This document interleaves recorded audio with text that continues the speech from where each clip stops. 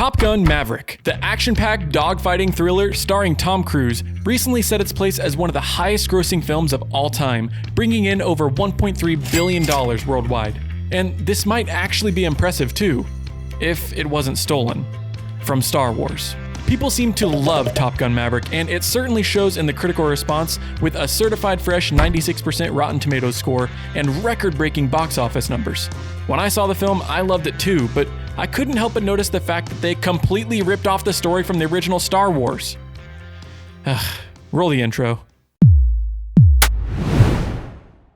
Before we get started, here's a spoiler warning for Top Gun Maverick. We will be talking about lots of spoilers in the film, so please wait to watch this video until after you've seen it if you don't want it to be spoiled. In this video, we're going to go over how Top Gun directly copied Star Wars down to the plot, characters, and mission, as well as why it was so successful, even as a complete ripoff. In essence, I'll explain how Top Gun Maverick stole $1.3 billion by copying Star Wars. But first, I want to say that I love Star Wars, so it's no coincidence that I also really love Top Gun Maverick. And I'm not just saying that because of its similarities to Star Wars. The film actually had a fantastic story with great character development and high stakes throughout the entire movie.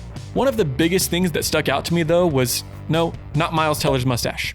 No, what stuck out to me was the great attention to detail.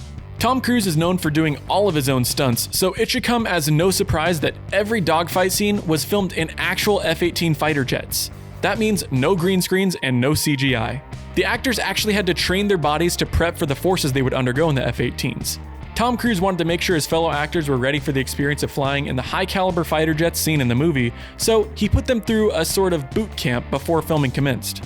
According to Miles Teller, we were all mini Toms making this movie. He put us through, I'll just call it a Tom Cruise boot camp. We were getting in killer shape.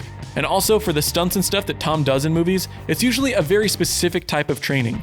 You're not just going into the gym and lifting some weights. We did flight training for 3 months before we started filming. We got put through the ringer. They even underwent training in an apparatus known as the dunker, where the trainee is blindfolded and dunked underwater before being spun around, where they have to find their way out. It's this kind of training and level of attention to detail that really sold the movie for me, and for many other people too. But I still couldn't get over the pretty blatant Star Wars imitation throughout the film. For starters, the characters in Star Wars A New Hope and Top Gun Maverick are eerily similar. They both feature a young male protagonist whose father died when they were children, with Rooster as the protagonist in Top Gun and Luke Skywalker as the protagonist in Star Wars. They're both watched over by an older man who eventually trains them. This mentor was also best friends with their father and can be found in the characters of Maverick and Obi-Wan Kenobi. In each of the stories, the protagonist wants to follow in their father's footsteps, and they become one of the best pilots in the world, or the galaxy.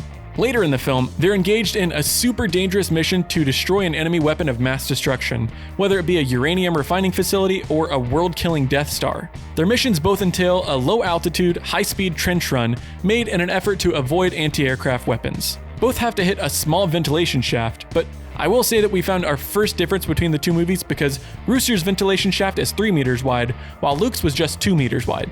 Before taking their final victory shots, both main characters hear their mentors speak to them, telling them, don't think, just feel, or to use the Force and trust your feelings, which is basically the same thing. So they both take their final shots with no guidance technology and save the day. Lastly, the film's arrogant pilot, Hangman and Han Solo, comes in at the last minute to shoot down the final enemy pilot and saves the main character. The number of similarities between these two films and their plots is astounding. Also, just look at how similar TIE Fighter pilot helmets look to the Top Gun helmets. I mean, come on. With all of these similarities, it seems pretty obvious that Top Gun Maverick is a direct replication of Star Wars A New Hope. The film's director, Joseph Kosinski, even said, I think when Jerry Bruckheimer made Top Gun, Star Wars was definitely an inspiration for them, so it makes sense that DNA would carry into ours. So, how exactly are they able to get away with directly copying Star Wars when their director is even saying that's exactly what they did? And the answer? Because it's actually a really good movie.